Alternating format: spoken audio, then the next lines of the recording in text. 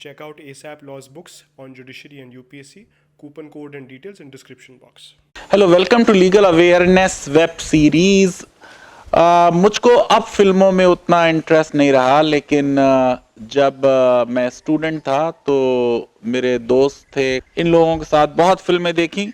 सुशांत सिंह राजपूत ने unfortunately suicide किया और उसके बाद टीवी चैनल्स पर, न्यूज़पेपर्स में कुछ बहुत ज़्यादा उसका जिक्र हुआ।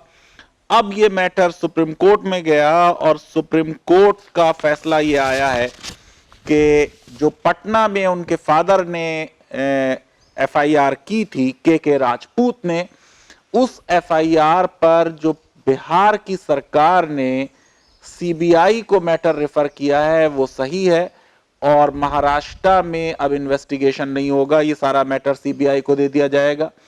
आज टीवी चैनल्स उसको लाइव कवर कर रहे थे कि साहब आज उन्होंने फला विटनेस से बात की और उनका वो दोस्त जो संदीप था वो जब उनकी शव यात्रा जा रही थी तो उसने थम्स अप किया। तो उसने किसको थम्स अप किया? कुछ पॉलिटिशियंस बीच में पड़ गए और उन्होंने कहा कि साहब हिडन एजेंडा एक्सपोज हो गया और जेल मिलेगी पब एंड पार्टी गैंग को। मैं ये समझता हूं कि इस तरह की छोटी चीजों पर आदमी को रिएक्ट नहीं करना चाहिए और यहाँ एक डेथ हुई है, हमको वो सेंसिटिविटी दिखानी चाहिए।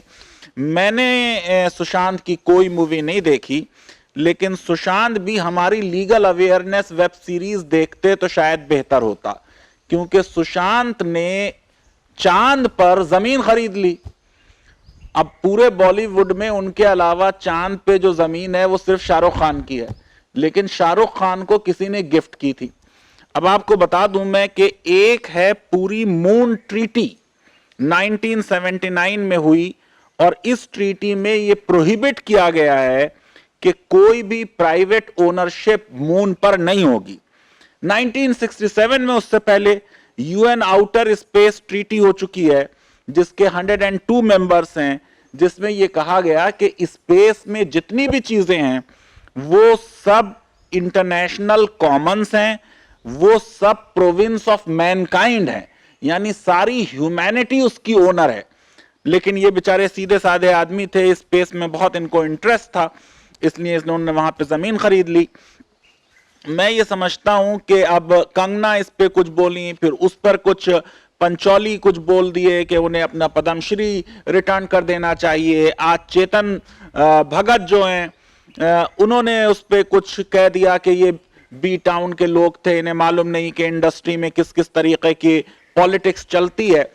मैं इस केस के सीबीआई को देने में जो सुप्रीम कोर्ट का जजमेंट है, और बहुत अच्छे जज हैं जस्टिस ऋषिकेश, मैं आसाम से उनको जानता हूं, जिन्होंने ये जजमेंट दिया है, उस पर बात करना चाहते हैं। लेकिन सबसे पहले मैं आपको जरा कुछ क्राइम फिगर्स बता दूं। वैसे तो देश में अब डेटा की कोई इंपॉर्टेंस नहीं रही और हमारे डेटा की ऑथेंटिसिटी भी नहीं रही। तो 2 साल तक तो क्राइम इन इंडिया रिपोर्ट आई नहीं, लेकिन फिर अभी 2018 की ये रिपोर्ट आई है। एक आर्गुमेंट जो सुप्रीम कोर्ट ने लिया है कि अगर एक बार एफआईआर में किसी कॉग्निजेबल क्राइम के होने के बारे में कहा जा रहा है तो यह ड्यूटी है पुलिस स्टेशन की कि उस एफआईआर को रजिस्टर करे, और यह बहुत बड़ी बुनियाद है इस सुप्रीम कोर्ट के जजमेंट की। इसलिए क्या क्राइम सीन है इंडिया का, पहले उसकी बात कर लेते हैं। 2018 यही लेटेस्ट रिपोर्ट अवेलेबल है। 50,74,634 कॉग्निजेबल क्राइम हुए। 50 लाख कॉग्निजेबल क्राइम हुए। मेरी पूरी सिंपैथी है राजपूत फैमिली के साथ, लेकिन हम देखें इस देश में इतने क्राइम्स होते हैं, क्या इन सारे क्राइम्स को इतना ही मीडिया अटेंशन मिलता है? प्रशांत भूषण के केस में जस्टिस मिश्रा की जो बेंच थी उसने लिखा कि साहब रूल ऑफ लॉ जो है वो सब पे लागू है और चाहे आप कितने भी बड़े हों, अगर आपने गलती की है तो सजा मिलेगी। हां, रूल ऑफ लॉ का यह भी मतलब है कि हर विक्टिम बराबर है। अब चाहे वो जेएनयू में क्राइम हुआ हो या जामिया में हुआ हो या दिल्ली में दंगे हुए हों, सब में सरकार को और कोर्ट को एक ही तरह की सीरियसनेस दिखानी चाहिए। ये जो 50,74,634 कॉग्निजेबल क्राइम्स हुए हैं, इसमें से जो इंडियन पीनल कोड के तहत क्राइम हुए हैं वो 31,32,954 हैं, और जो स्पेशल लॉस के तहत हुए हैं वो 19,41,680 हुए हैं क्राइम्स। अब जो यहां पे चार्ज है वो सुप्रीम कोर्ट ने भी नोट किया कि भाई वहां पे अननेचुरल डेथ वाला जो चार्ज है 306 आईपीसी का, उसके बारे में इन्वेस्टिगेशन महाराष्ट्र पुलिस कर रही है, और मैं समझता हूं महाराष्ट्र पुलिस की गलती है कि उन्होंने अभी तक इसमें एफआईआर नहीं की। लेकिन यहां पे कोर्ट ये कह रही है कि भाई ये जो पटना में एफआईआर हो रही है इसमें ब्रीच ऑफ ट्रस्ट की बात है, wrongful restaurant, wrongful confinement, property का मामला, चीटिंग का मामला, ये सारे मुद्दे हैं, और इसलिए पटना की कोर्ट को इसमें जुरिस्डिक्शन होगा।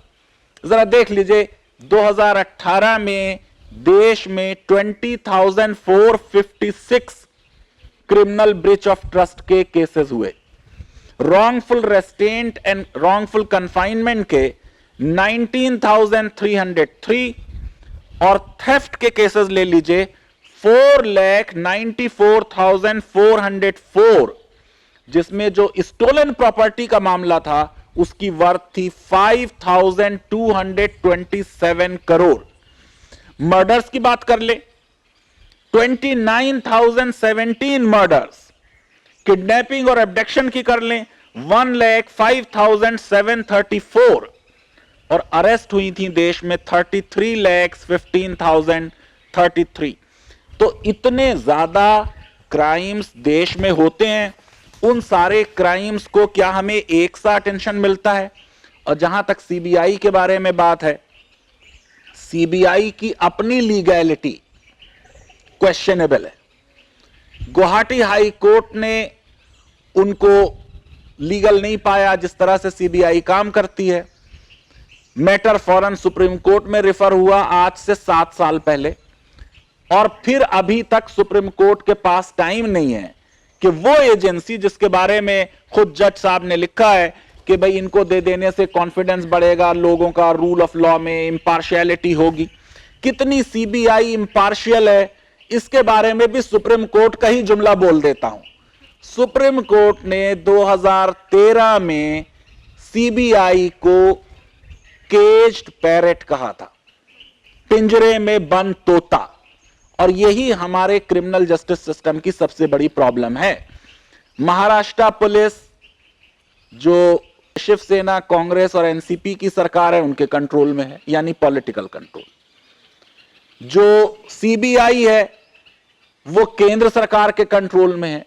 जब तक हम सीबीआई को और अपनी स्टेट की पुलिस को इंडिपेंडेंट नहीं करेंगे, हमारा कभी भी इन्वेस्टिगेशन फेयर नहीं हो सकता, ट्रांसपेरेंट नहीं हो सकता।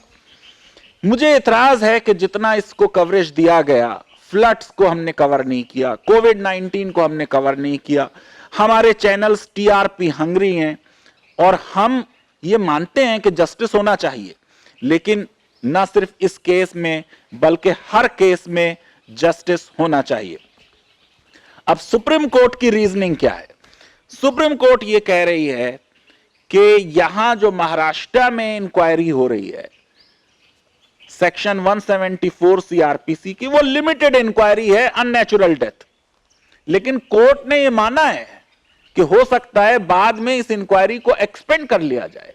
यह क्रिमिनल जस्टिस सिस्टम की रूटीन प्रोसीजर है कि आप एक छोटी चीज से शुरू करते हैं और फिर बाद में एक्सपेंड करते हैं। आप पहले एक चार्जशीट दायर करते हैं, फिर आप सप्लीमेंट्री चार्जशीट्स दायर करते हैं। तो मैं ये समझता हूं कि इस केस में जबकि खुद सुप्रीम कोर्ट ने कह दिया खास तौर से, और आप कहें तो मैं वो जुमला पढ़ देता हूं, the record of the case produce before this court does not prima facie suggest any wrong doing by the Mumbai police. जब कोर्ट ने यह मान लिया कि मुंबई पुलिस ने कोई गलत काम नहीं किया, तो ऑर्डर यह होना चाहिए था कि मुंबई पुलिस ही और जो ये सेक्शंस हैं, ब्रीच ऑफ ट्रस्ट और आपके प्रॉपर्टी के मैटर्स, इसे देख ले, जब आप खुद कह रहे हैं। फिर यह भी कोर्ट ने कहा, मैं फिर से सेंटेंस पढ़ दे रहा हूं, it can not be said with certainty at this stage that they, that is Mumbai police, will not undertake N investigation on the other aspects of unnatural death by registering FIR. तो यह बात बिल्कुल साफ हो गई है कि मुंबई पुलिस में की कोई गलती इस केस में नहीं पाई, और जो गलती पाई है महाराष्ट्र की कि साहब बिहार की टीम गई और उसे कहा क्वारंटाइन में जाइए, मैं समझता हूं सही किया महाराष्ट्र ने। जो पब्लिक हेल्थ की कंसीडरेशन है वो किसी एक केस के इन्वेस्टिगेशन से बड़ी है। अगर किसी एक जगह से टीम दूसरी जगह आ जा रही है तो उसे क्वारंटाइन करना चाहिए। यही आपके गाइडलाइंस हैं, लॉकडाउन के यही रूल्स हैं, उनको फॉलो करना चाहिए जो भी स्टेट की डिजास्टर मैनेजमेंट अथॉरिटी ने रूल बनाया है।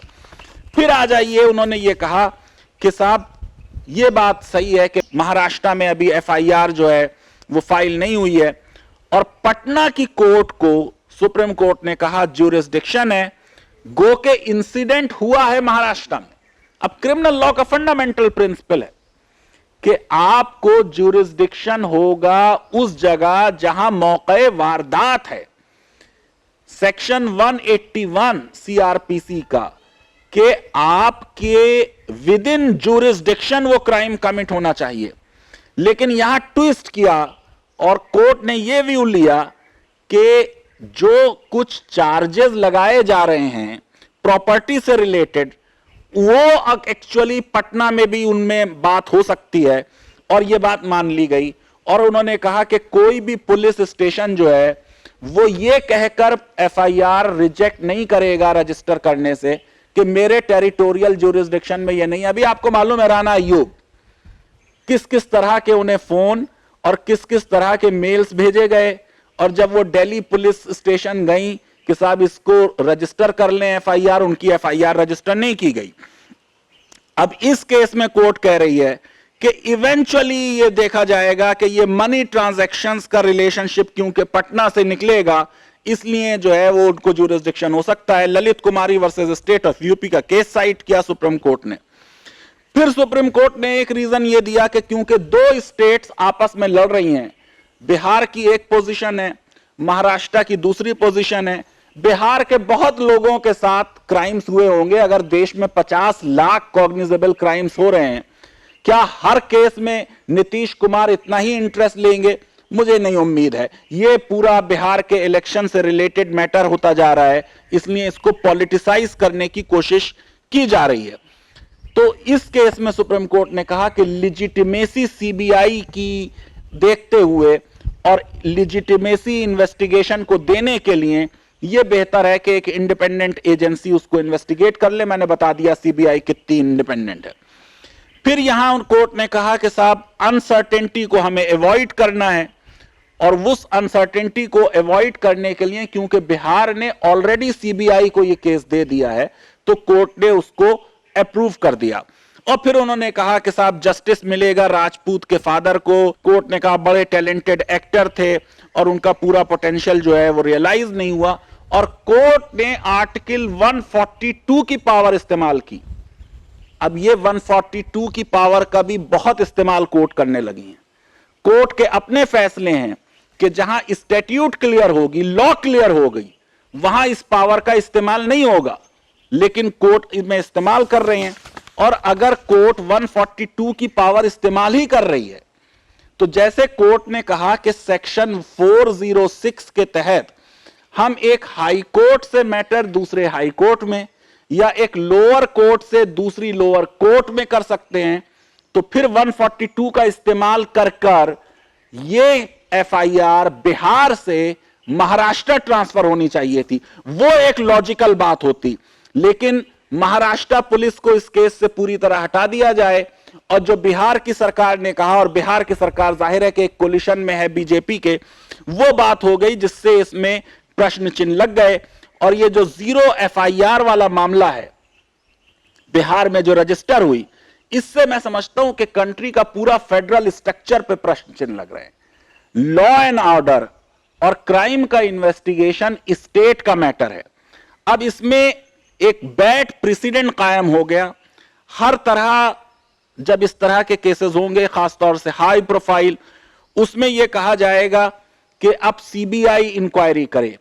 अब आप ये सोचिए कि ये बात कि एक स्टेट का विक्टिम है तो वो उस स्टेट में उसकी फैमिली एफआईआर कर दे, इसका क्या नतीजा होगा कि अभी ये रेहा चक्रवर्ती को जस्टिस दिलाने के लिए उसकी फैमिली ने अगर वेस्ट बंगाल में कर दी एफआईआर, अगर एक ही केस में 5-6 स्टेट्स के विक्टिम हों, जैसे अभी दिल्ली में दंगे हुए तो वहां से बाहर के लोग जगह जगह से गए हैं, अगर वो कोई एक बिहार में कर दे, कोई यूपी में कर दे, कर्नाटका में कर दे, तो मैं ये समझता हूं कि ये एक अच्छी ट्रेडिशन क्रिमिनल जस्टिस सिस्टम के लिए नहीं है। क्रिमिनल जस्टिस सिस्टम का फंडामेंटल रूल ये है फौजदारी में कि इन्वेस्टिगेशन उसको जगह होगा जहां पर क्राइम हुआ है, जहां पर मौके वारदात है। बाकी जो सीबीआई के केसेस, आयुषी वाले या और बहुत से केसेस ले लें, जैसे रैशनलिस्ट थिंकर्स का मर्डर हुआ, 7 साल हो गए, अभी तक सीबीआई उसमें किसी बड़े नतीजे पे नहीं पहुंची, उन्हें तो छोड़ दें। लेकिन फिल्म एक्ट्रेस का ही केस ले लें, जिया खान के सुसाइड में, जिसमें जो उनके बॉयफ्रेंड थे उन्होंने जो मैसेजेस भेजे थे, और जो जिया खान का लेटर है वो बिल्कुल साफ है कि इस शख्स ने मेरी लाइफ बर्बाद कर दी, मैंने इसको प्यार दिया लेकिन इसने मुझे धोखा दिया। उसके बारे में भी अभी तक सीबीआई किसी नतीजे पे नहीं पहुंची। रोहित वमिला का मामला ले लें, क्या जबरदस्त उसका सुसाइड नोट था जिसमें हमारे पूरे समाज को इंडिक्ट कर दिया गया। उसके केस में भी आज तक कोई बहुत आगे नहीं बढ़ा मामला कि क्या उसमें इन्वेस्टिगेशन में निकल के आया, क्योंकि हमने इन्वेस्टिगेशन की राह ही बदल दी और हम ये डिबेट करने लगे कि वो दलित था या नहीं था। सीबीआई का अपना ट्रैक रिकॉर्ड कोई बहुत इंप्रेसिव नहीं है, इसलिए ये उम्मीद करना कि इस केस को बहुत जल्दी सीबीआई हल कर देगी, मुझे उसकी उम्मीद नहीं है। लेकिन पॉलिटिकल इलेक्शन में शायद अक्टूबर में जो बिहार के होने वाले हैं, शायद जेडीयू बीजेपी को उसका कोई फायदा हो जाए। लीगल अवेयरनेस वेब सीरीज अगर आपको पसंद आती है तो मेरी रिक्वेस्ट है कि हमारे इस वीडियो को वाइडली शेयर करें, हमारे चैनल को सब्सक्राइब करें और बेल आइकन जरूर क्लिक करें। बहुत बहुत शुक्रिया, धन्यवाद, थैंक यू वेरी मच।